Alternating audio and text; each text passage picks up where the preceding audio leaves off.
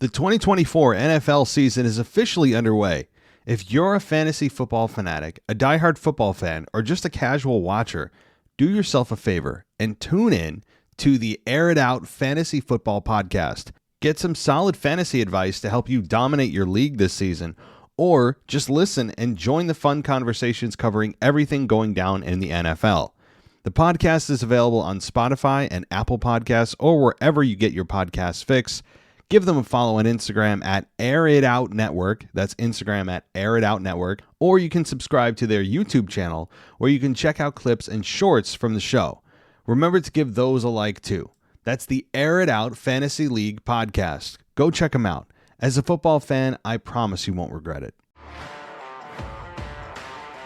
This is WWE superstar Drew McIntyre, and you're listening to the WWE Podcast.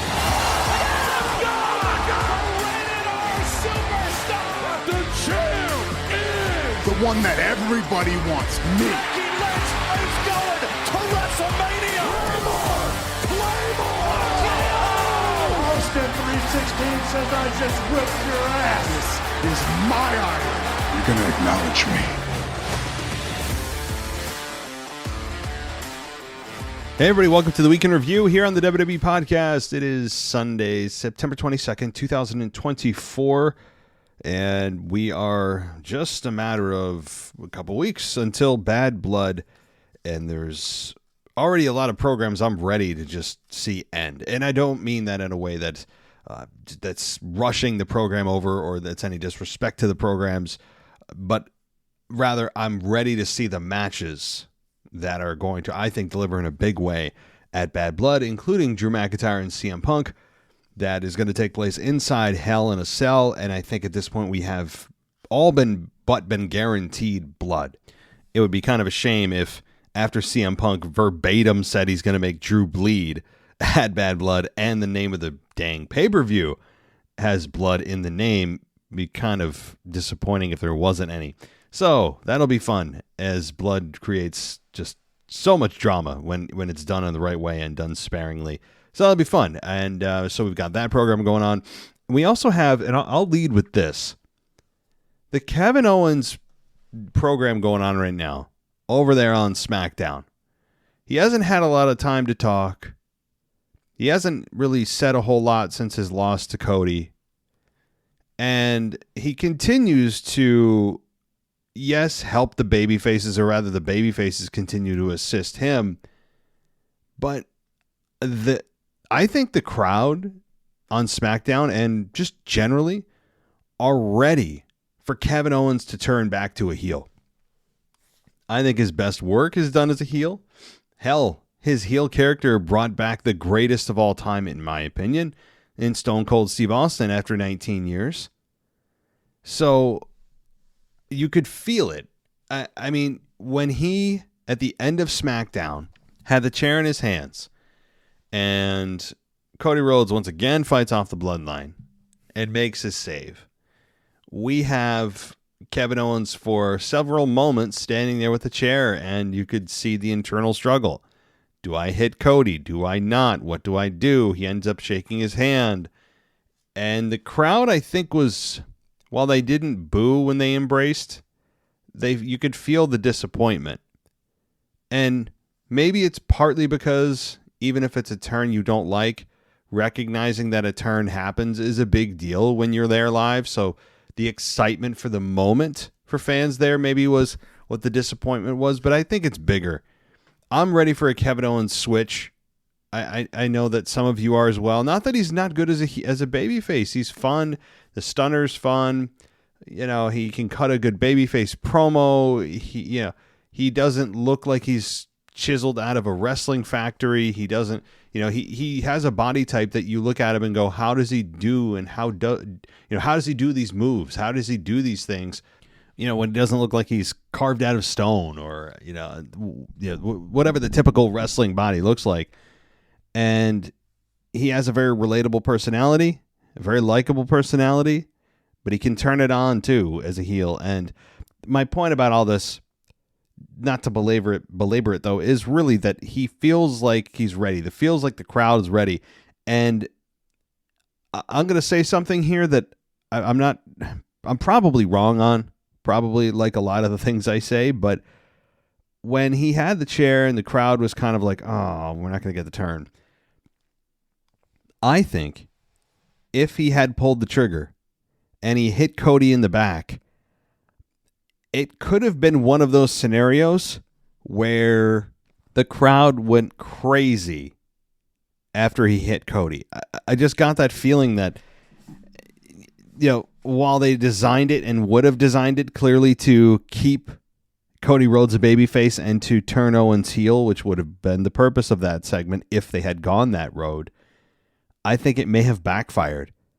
I think that the crowd enjoys the Kevin Owens turn. They're ready for Cody Rhodes, I think, to find a new opponent, okay, beyond the bloodline and constant bloodline with him. And in a lot of ways, I think some fans are more connected to the Kevin Owens character than they are the Cody Rhodes character. So, I mean, what do you guys think about that? Do you believe that there's a possibility the crowd would have actually cheered? I think the fans would have. I think there would, not all, but would have been a good subset of fans there in Sacramento that would have cheered for that.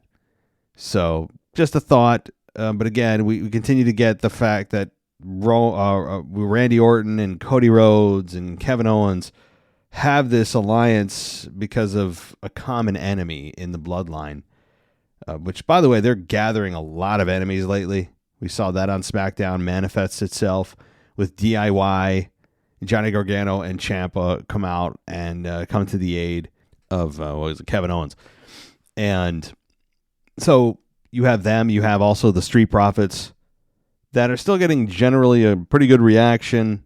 But boy, are they ready. It's just like they're holograms of a former team. I mean, they don't get any mic time, no storyline progression. They're just frozen in time, from 2020, and they have not moved.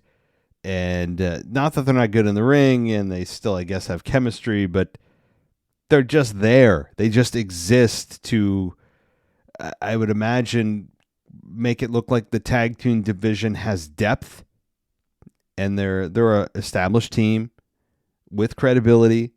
But I mean, I don't know what the Street Profits are really doing at this point anymore. They're not going to win tag titles.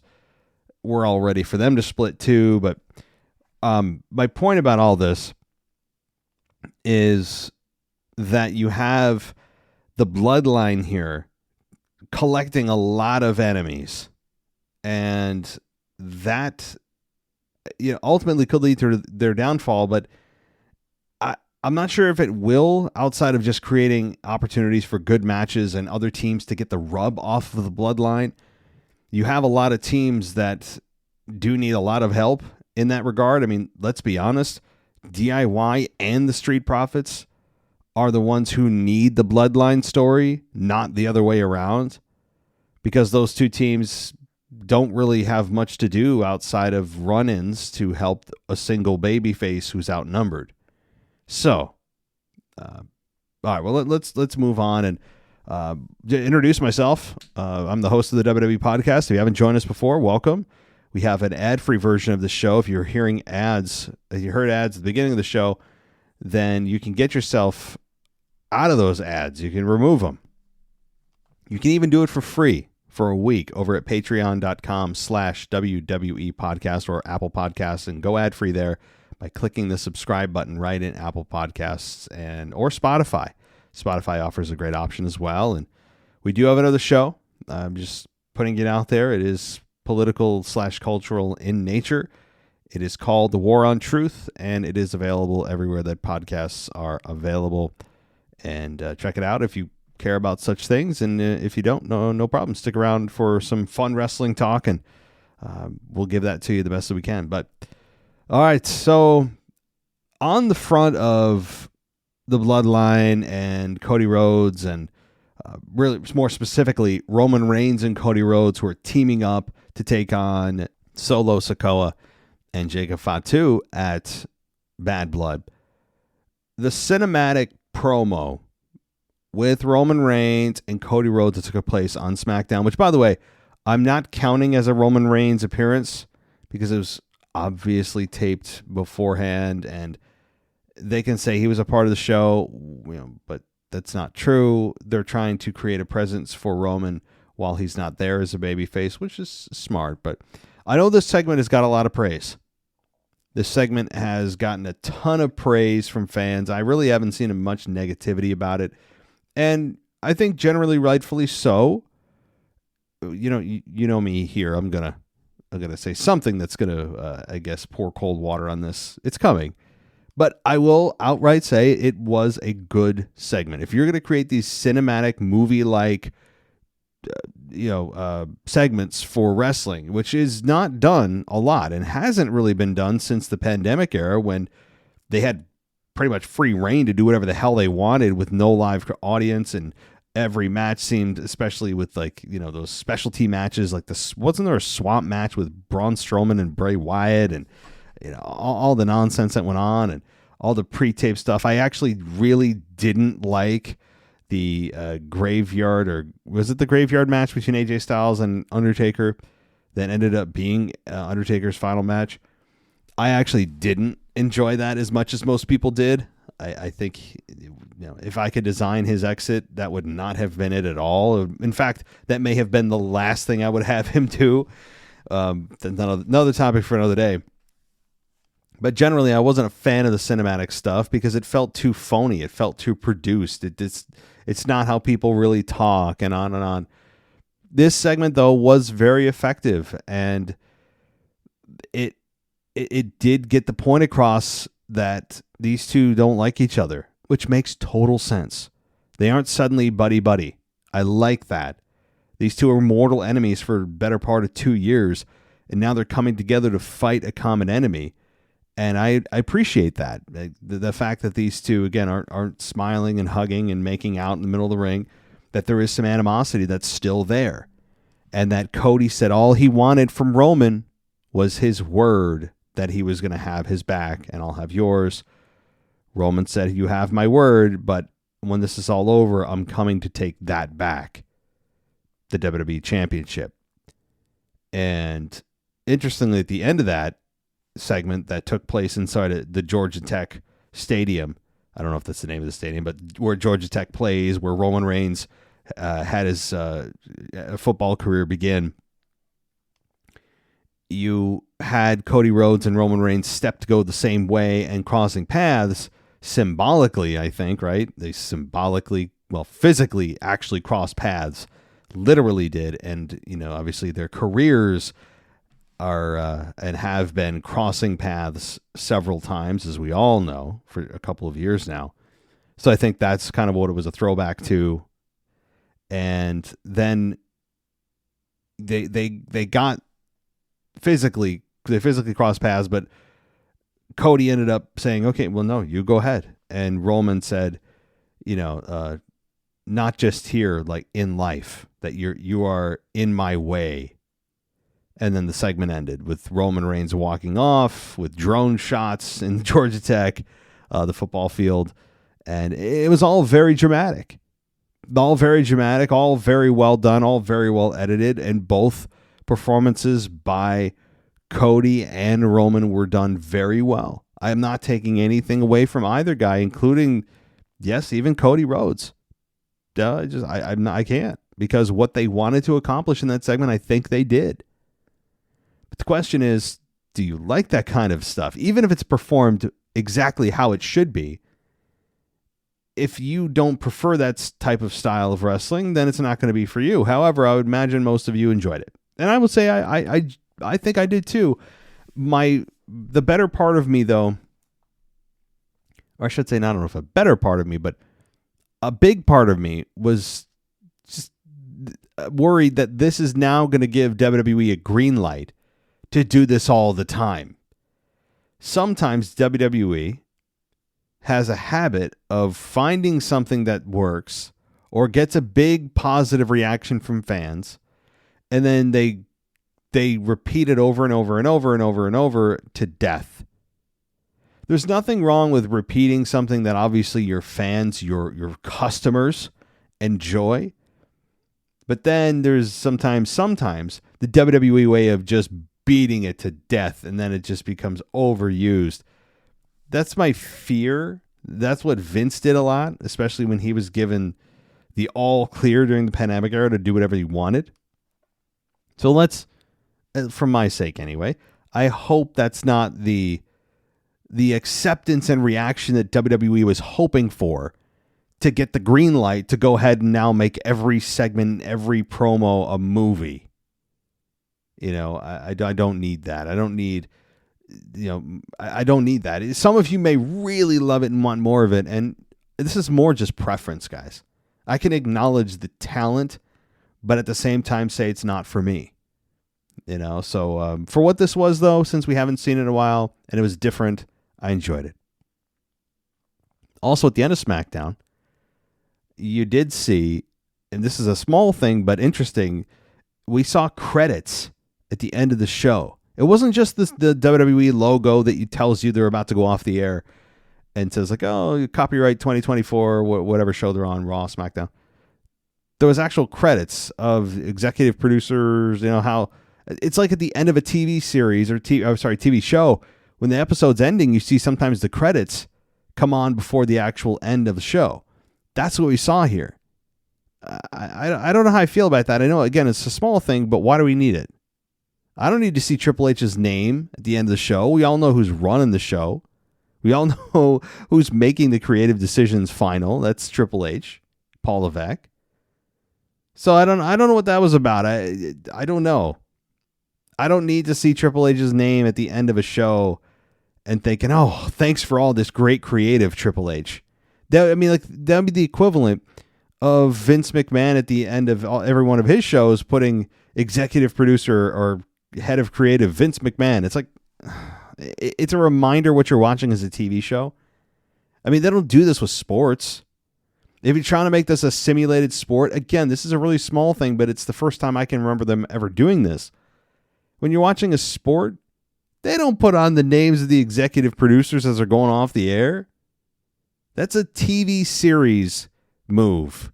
That's a sitcom move. You don't do that. Again, small, but if immersing yourself in this reality is paramount to getting an emotional connection to the product, this is a small thing that chips away at it, I think. So I hope they don't continue to do it, but am I going to die if they don't? No. But, all right, well, let's move on. I just wanted to say that with the cinematic stuff. I hope they don't just suddenly decide, wow, what a great reception. Let's do it again next week and the following week. I've got some great ideas. Kevin Dunn would be very proud that WWE this week moved away from being a wrestling company in this segment to being I guess a Hollywood special. So I'll just end and say, for those that saying, I don't know how you didn't like it, you're a Cody hater. No, I have to repeat myself here because I get emails that seem like that you guys aren't listening to me. Some of you just, you hear my stuff and I don't know what it is. You want to hear what you want to hear. I will just say, I thought it was effective. I wouldn't take the segment back. It was well executed by both parties. Well done editing. All that. The filter they used on the video was very well crafted. But my point is, I don't want this all the time. I really don't. All right, well, let's take a quick break for the sponsor of the episode today, and then we'll be back with a lot more to talk about on SmackDown and a little bit of Monday Night Raw, so stay right here. The 2024 NFL season is officially underway. If you're a fantasy football fanatic, a diehard football fan, or just a casual watcher, do yourself a favor and tune in to the Air It Out Fantasy Football Podcast. Get some solid fantasy advice to help you dominate your league this season, or just listen and join the fun conversations covering everything going down in the NFL. The podcast is available on Spotify and Apple Podcasts or wherever you get your podcasts fix. Give them a follow on Instagram at Air It Out Network. That's Instagram at Air It Out Network. Or you can subscribe to their YouTube channel where you can check out clips and shorts from the show. Remember to give those a like too. That's the Air It Out Fantasy League podcast. Go check them out. As a football fan, I promise you won't regret it. All right, let's talk about Santos Escobar and LA Knight, who I mean, continue to put on really, really good matches. I mean, particularly LA Knight. Yes, he had the couple of botches. He needs to stop jumping up to the top rope and trying to do what he's doing. And I think what motivates him to continue to do it is when he F's up, he wants to show he can still do it and do it twice. And then he F's up again. Oh, I almost had to beat myself. But look, Knight, we know you're an athletic, big guy. You've got a great personality. You're on a hell of a roll. You're U.S. champion. Please don't do it. Yeah, if it's like, even if it's like a 75 to 80% successful execution rate, not worth the risk. Because now you've slipped up on that more than twice. I think it was like 3 or 4 times now we've seen you slip up on it. And I'm not saying it's an easy move. I'm not saying that you're not capable of doing it, but the success rate is not great. You want it at like 95 to 99% with that kind of move. And it's just now you've conditioned us to go, oh, he got it. Oh, is he going to F up again? You know, is he going to slip up? So, I mean, if he doesn't remove it, fine. But he's now labeled that move forever, stained it as a botch possibility. And it is higher risk than necessary. The ropes get sweaty, they get oily. It's difficult to do even if neither are true. It's a high level of difficulty. It looks like a simple move, but we all as fans, I think, don't understand the level of difficulty that even moves that look simple are. So for LA Knight, anyway, beyond that little point, I think him and Santos have had a fun program. This looks like the end of it, given that he hit the BFT clean on Santos, or I'm sorry, on Andrade. I said Santos. I get them mixed up. On Andrade, I apologize if I said Santos a few times. My bad. Andrade. So Andrade and LA Knight had a good match. It reminded me of a Santos LA Knight match. But the fact is that both of those men are not ready to be U.S. champion at this point because this is LA Knight's game. This is LA Knight's game. His pops continue to be 1 or 2 top of the night. I mean, I would imagine if those people in Sacramento were able to come on the show, they would vouch that he is at least one of the biggest pops of the night. He is over big time, and it's been sustained over, which does make a case for him eventually challenging for a top belt and winning the top belt. The problem is the scenario and the landscape for WWE, for LA Knight to capture that championship is not good at all. The wrong time of year. You're now looking at WrestleMania season on the horizon, I should say. You can see it. The Rock is about to come back. He, is going to challenge Cody Rhodes. Maybe right off the bat, maybe at WrestleMania. You have Roman Reigns still now lurking and telling Cody Rhodes, hey, I'm coming back for your championship. And Solo, who may still continue to try to chase it. But even if he didn't have any of those contenders, a babyface championship match is, while not unprecedented, it's not beneficial for especially Cody Rhodes or LA Knight. I think it would make fans choose they would present fans with a decision that they don't want to make. A lot of fans love both guys, and to have to choose who they would support in that, I think it would split a lot of fans, frustrate them. But I'd still love to see it. I honestly think eventually, if you put them together, the fans would probably side with Cody because of the star power he has. But you never know. LA Knight took a long time to get a singles championship around his waist, and the fans look at LA Knight as a '90s throwback, and I think in a lot of ways he is, from the way he speaks to the way he dresses. But that'd be an interesting combination: 1-on-1 LA Knight and Cody Rhodes for the Undisputed Championship. I would imagine it would depend on the city you're in, the scenario, who turned on who. Maybe it was just happenstance. Lots of hypotheticals here. So let's get off the hypotheticals and talk about what did happen. And again, that is LA Knight continuing to roll, continuing to have a really fun United States Championship run, and we'll see where things end with LA Knight, who could go to WrestleMania as champion, but I don't know if they'll. I really don't know. I mean, LA Knight, if he loses the belt prior to Rumble, there's a good chance he could be in the final four of the Rumble. I mean, that is a real possibility. But with so many things we already know on the table, it really negates LA Knight from entering, the U.S. or the Undisputed Championship picture in a meaningful way. It precludes him because of all the bigger names. It's just the way it is. The bigger names, bigger stories that are about to descend upon Cody Rhodes. Namely the final boss. All right. So we had an interesting tag team match here with Bayley teaming with Naomi to take on Nia Jax and Tiffany Stratton. Fun match. I still continue to sing the praises of Nia Jax for the most part, outside of absorbing the typical I won a Queen of the Ring or King of the Ring tournament, and suddenly everyone's I'm royalty, and we're supposed to play along. And it's tired, it's exhaustive, it's all the things. I don't care if you're a babyface and you do this. Very few people who in the past have done that have succeeded in a way that helps really boost their career by changing into that personality. Booker T is the first one that comes to mind. King Booker was transformational for his career, but by and large, most men and women that win this, that absorb that personality. I'm not saying that when they win, it doesn't do anything. I'm saying the personality that they take on by winning it. Like, remember Zelina Vega winning it last year? Yeah, no one does, because she was talking about subjects and kings and queens and carrying a scepter and all that things, and no one remembers, So anyway, the bigger picture is who gets the title shot? Naomi or Bayley? Probably both. This seems to be a scenario of a triple threat ready to go in this Tornado Tag Team match. That, by the way, to WWE's credit, lasted 11 and a half minutes.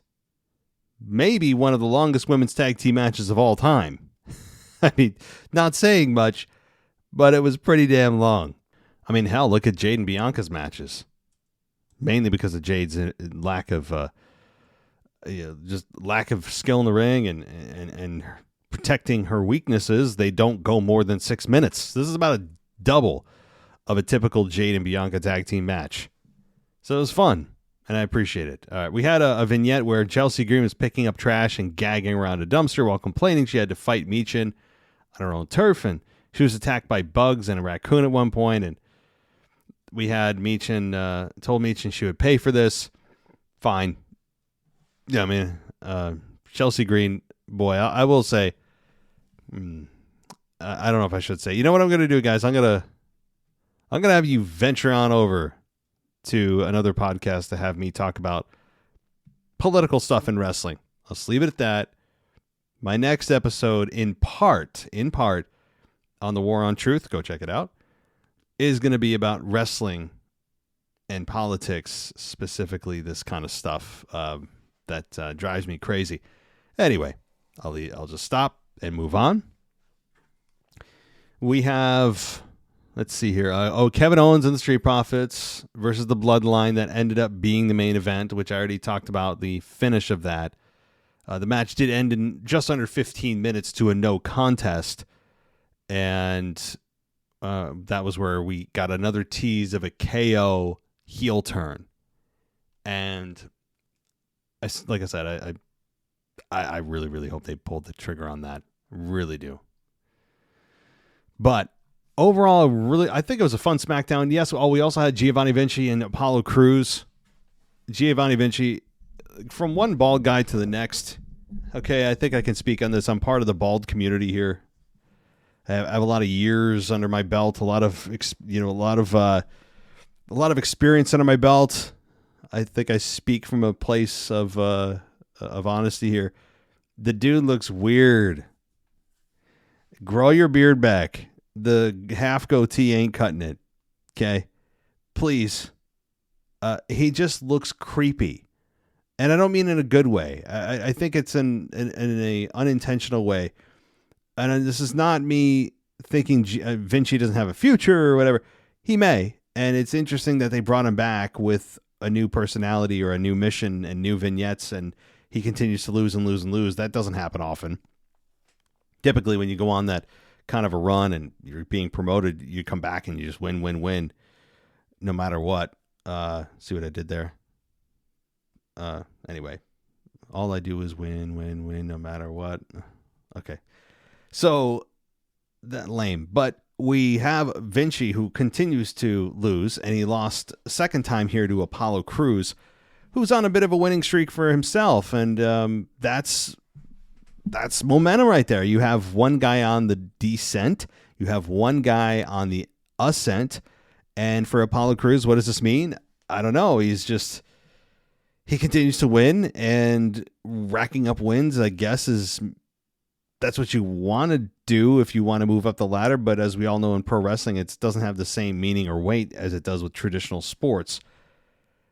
There's no real win-loss record that you can point to and say, well, this person's lost 30 matches in the last year. They don't do that. So I guess it's how you win, what's on the line, that kind of thing. Who are you beating? And in this case, it's Giovanni Vinci, and he rolls him up. And then after the match, Vinci goes crazy and beats down Apollo Crews. So this is clearly not over, but I would imagine even in their third encounter that we have Vinci lose again to Apollo Crews. Maybe that's just going to be his gig. Maybe that's going to be his gig, is like the dude just can't win.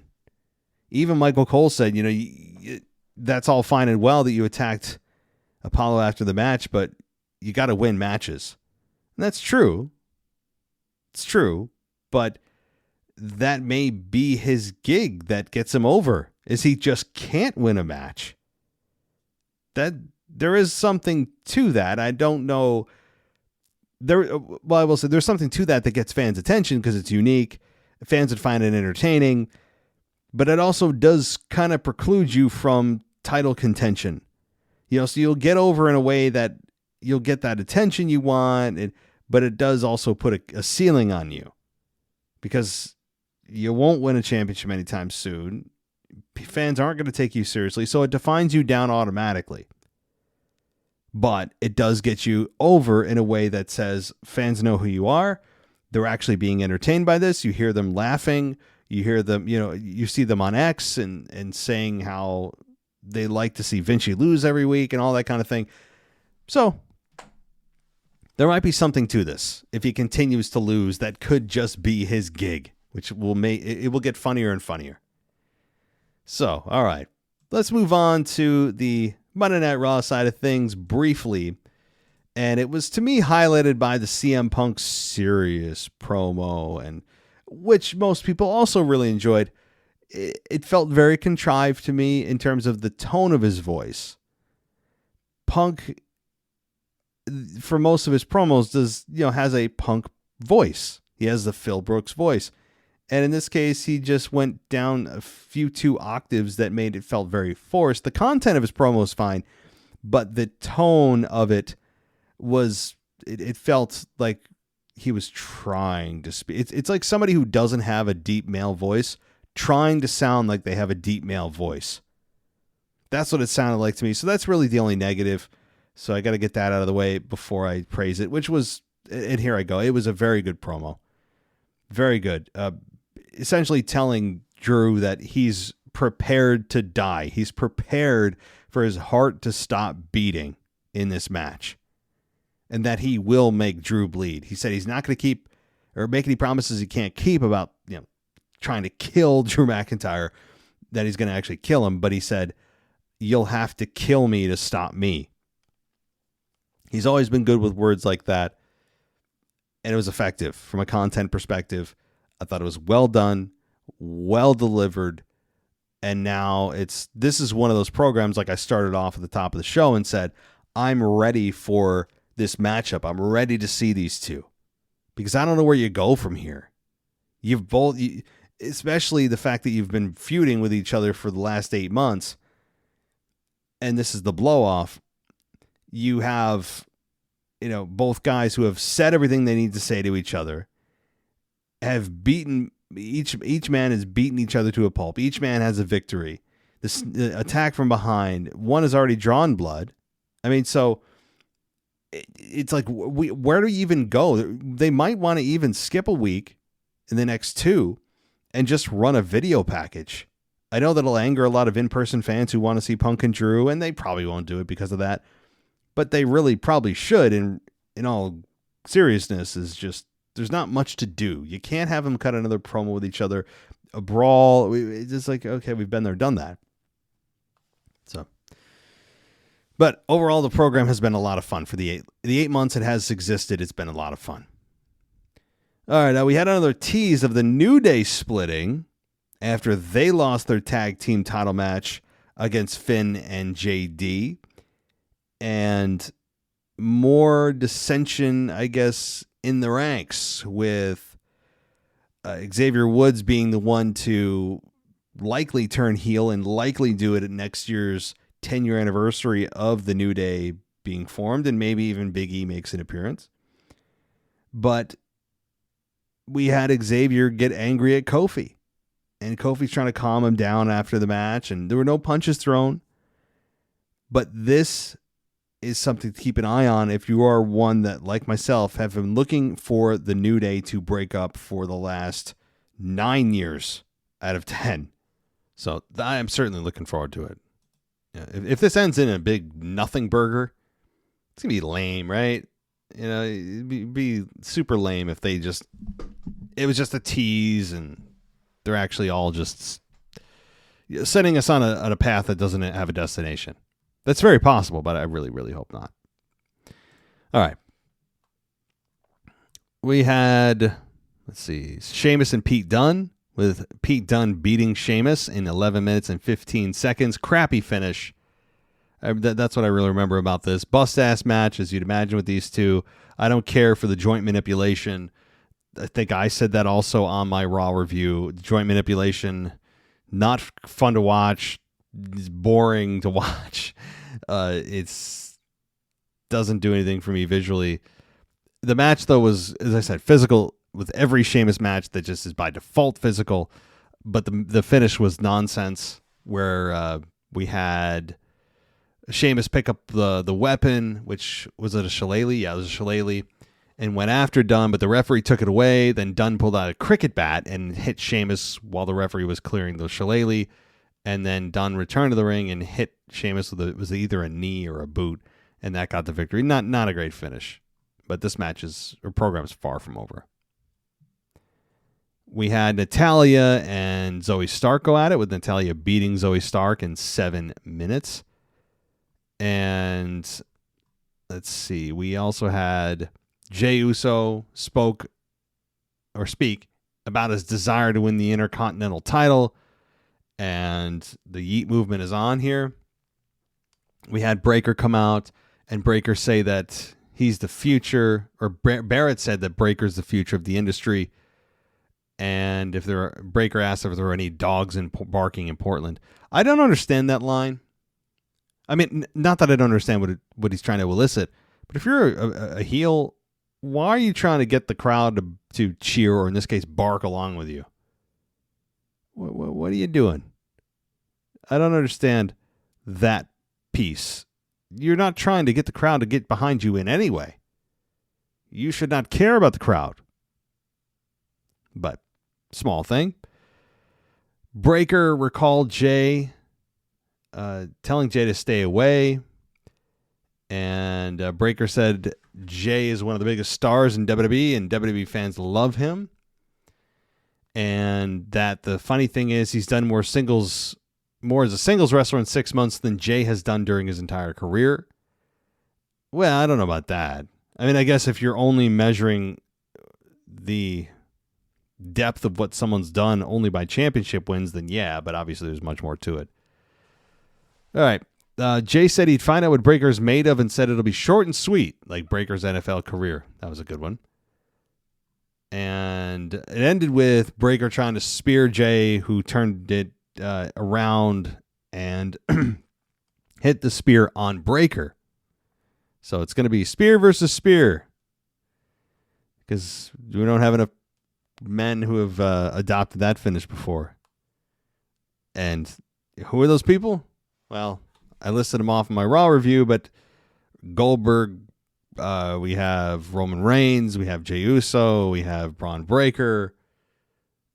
Yeah, just to name a few. Finn Balor and JD, as I said, had their tag team match. We won't go over that. We just did.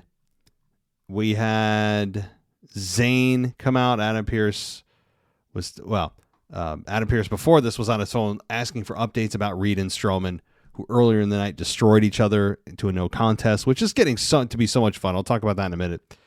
But Sami Zayn comes out in his, Paul Bunyan attire, as Wade Barrett put, which is very appropriate to say because he did look like he was fresh out of a forest.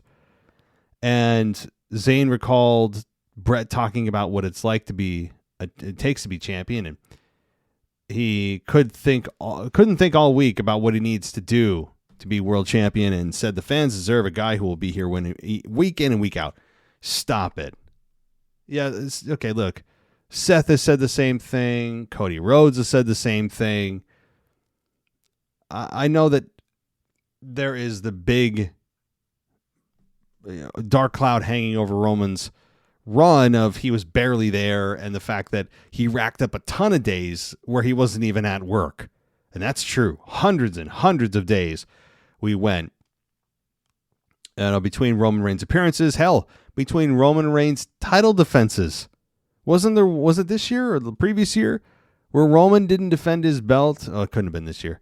But the previous year where Roman didn't defend his belt from WrestleMania until SummerSlam.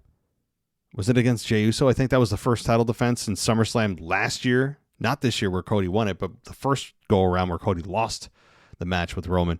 I mean, those are just inexcusable. So my point is that Zayn is pulling on this from his promo, realizing that the fans get annoyed when they don't have a champion that's there. I don't actually prescribe to that idea. I think the premise is false, where we right off the bat, he assumes that we get annoyed with that. And sure, I think there is something to that with us being so sensitive to Roman Reigns and that kind of thing. It brings up bad memories. But also, doesn't it make it special when someone's there if they're not there every week?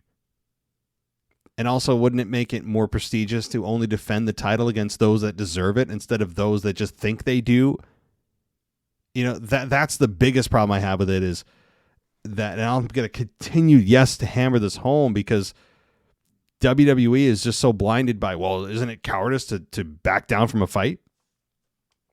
Well, yeah, but why are you putting your hard-earned championship on the line? What have they done to deserve that? And if you tell me you respect the championship so much, why does anyone who steps to you get an opportunity at the championship? Hell, you can fight them in a non-title match. Non-title matches exist. But WWE, over the years and now decades, have educated fans to think that those who take on all comers and always accept every opportunity for a title defense, that's bravery. That's respecting the championship. That is being a badass. And, that's what WWE has educated fans to believe. And a lot of fans have bought into that hook, line, and sinker. I have never. And I'm not saying I'm special, I'm smarter. It's just something I've picked up on personally over the last however many years I've been watching wrestling. Again, you can not be a coward and also not devalue the championship that you tell us that you covet so very much. But they'll never go back on it. They're too locked in. You hear the same spiel from both heels and baby faces. Both. It's the same spiel. All right? And I despise it. I despise it. That's just me. And Zayn has obviously brought that into the forefront here, but he continues to try to challenge Gunther for the world title. Gunther continues to say no, which is just great. It's just great. And don't you see here, everything I just said about the championship matches giving out like candy and all that, doesn't the championship now, when he does defend it, make the championship feel more prestigious because he is now either being forced to defend it or finally decides that the person who is asking for a shot deserves it. I mean, it's the total antithesis of what Cody Rhodes did just a month ago, where he's begging Kevin Owens to take a shot at his title. He's like, no, you take it. And Kevin Owens is like, oh, I don't want a shot at your title. I mean, how disrespectful. How much does that devalue a championship? That you're saying that, well, I haven't deserved it. It's like, no, you as a wrestler should be there to challenge for championships and win. And you're telling me that you're going to turn that down? On what grounds again? That you're saying you don't deserve it? Okay, well, again, why don't you deserve it? So it really, I think that hurt the championship with Cody Rhodes and Kevin Owens. And I've never seen a championship match almost have to be forced on an opponent. I mean, this is something that is highly sought after. And you're telling me that Kevin Owens, who obviously deserves it because he's been there for so damn long and hasn't held a singles championship in the company in about 7 years, which is mind-boggling. And he's like, I don't deserve it, man. That's how deeply they believe in that narrative. That the babyface champion must always defend the championship against anyone who asks, no matter who they are, which is just stupid. That's not how championships work in any other sport either. But the heels also say the same thing. Like with Gunther doing what he's doing, he's inadvertently adding value to the championship, which is what Gunther does. Gunther adds value to anything he touches, and look what he did with the Intercontinental Championship. It should be about, even more than getting the guy over, which is a very close second and definitely one of the priorities, but not the priority. The top priority in any championship program is to elevate the championship. It should be finding ways to add value to the thing that you are trying to hold on to or to regain. Or gain for the first time, depending on the scenario. Why? Because people will come and go. Faces will come and go. Retirement, injury, God forbid death, just whatever the case. Faces come and go. But championships, it sounds corny, are forever. And that's what's going to stay. So wouldn't you adding the value of the thing that's going to be there forever be paramount? I guess I think I'm talking into the void at this point with WWE. I mean, they'll never, I think, ever go back on their narrative of just, well, it's cowardice. Like their whole premise is, it's cowardice. It's cowardice if they don't. It's like, no, they can still fight. They just prefer to not put the title on the line. Perfectly reasonable. But that's not how it's told to us. It's cowardice, and they're running from a fight and all this. Nope. Would anyone say Gunther's a coward? Nope. All right. I think I've done enough there. But Kaiser got in the ring, and we had Zayn question whether he even needs Gunther anymore. He's just being Gunther's mouthpiece. And Gunther was about to leave the ring, and that's when we got the beatdown of Sammy, who ended up recovering between the beatdown of Gunther and Kaiser on Sammy, and ends up hitting a haluva kick on Kaiser while Gunther looks on. Again, Gunther still says no, but maybe even this week he will eventually be forced to say yes, or Adam Pearce will say yes on his behalf. So Bianca Belair versus Io Sky happened, and that match was 12 minutes. Again, double any of the title matches that, at least on the televised side of things, maybe not PLE, I'd have to go look, with any of the tag team matches with her and her and Jade. You have Bianca in a singles match, and it's double that time because she's perfectly capable of it. I mean, you just see what you've been missing with Bianca being tied up in a tag team when you watch her in a singles role. But Io Sky beats Bianca, surprisingly, and Io Sky gets a big victory, but it doesn't really matter because right now Bianca is not in the singles scene. All right. We have Damian Priest versus Dominic Mysterio, with Damian Priest beating Dom in 13 minutes. We had, that was it. I think that was it. Yeah, so solid Raw, headlined by the promo with Punk, I think, and a SmackDown that was cinematic, memorable, teased some things.